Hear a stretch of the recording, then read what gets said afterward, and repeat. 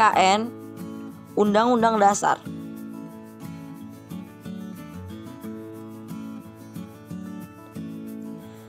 Dalam penjelasan umum Undang-Undang Dasar 1945, angka 1 dinyatakan bahwa Undang-Undang Dasar suatu negara ialah hanya sebagian dari hukumnya dasar negara itu. Undang-Undang Dasar ialah hukum dasar yang tertulis, sedang di sampingnya Undang-Undang Dasar itu berlaku juga hukum dasar yang tidak tertulis. Ialah aturan-aturan dasar yang timbul dan dipelihara dalam praktek penyelenggaraan negara. Meskipun tidak tertulis, ialah aturan-aturan dasar yang timbul dan terpelihara dalam praktek penyelenggaraan negara, meskipun tidak tertulis. Dengan demikian dapat ditarik kesimpulan, pengertian kata Undang-Undang Dasar menurut UUD 1945 mempunyai pengertian yang lebih sempit daripada pengertian hukum dasar, karena yang dimaksud Undang-Undang Dasar adalah hukum yang dasar yang tertulis. Sedangkan pengertian hukum dasar mencakup juga hukum dasar yang tidak tertulis.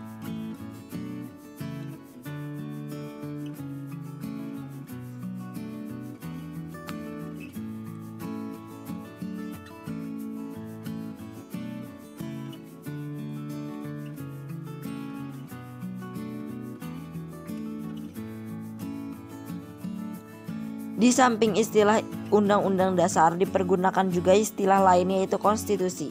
Istilah konstitusi berasal dari bahasa Inggris constitution atau dari bahasa Belanda constitutie.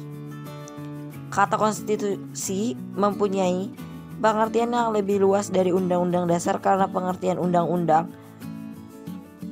Dasar hanya meliputi konstitusi yang tertulis saja. Selain itu masih terdapat konstitusi yang tidak tertulis yang tidak tercakup dalam pengertian Undang-Undang Dasar. Selain hukum dasar yang tertulis, yaitu UUD, masih terdapat lagi hukum dasar yang tidak tertulis, tetapi berlaku dan dipatuhi oleh para pendukungnya, yaitu yang lazim disebut konvensi, yang berasal dari bahasa Inggris convention. Dalam peristilahan ketatanegaraan disebut kebiasaan-kebiasaan ketatanegaraan. Misalnya kebiasaan yang dilakukan oleh Presiden RI setiap tanggal 16 Agustus melakukan pidato kenegaraan di muka sidang paripurna DPR.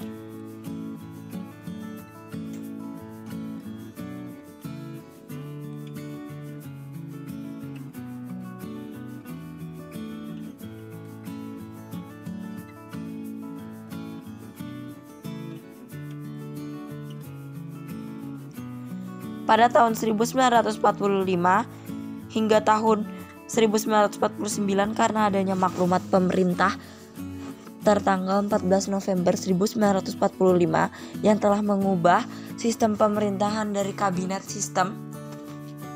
presidensial ke kabinet parlementer. Tetapi apabila keadaan negara bahaya atau genting, kabinet berubah menjadi presidensial. Dan sewaktu-waktu keadaan negara menjadi aman, kabinet berubah menjadi parlementer lagi.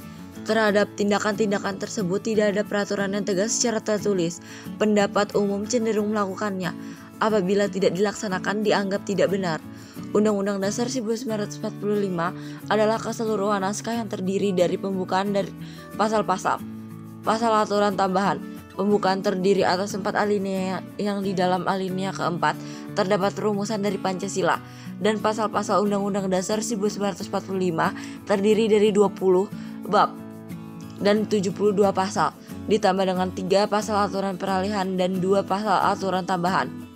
Bab 4 tentang DPA dihapus dalam amandemen keempat. Penjelasan tidak lagi merupakan kesatuan UUD 1945.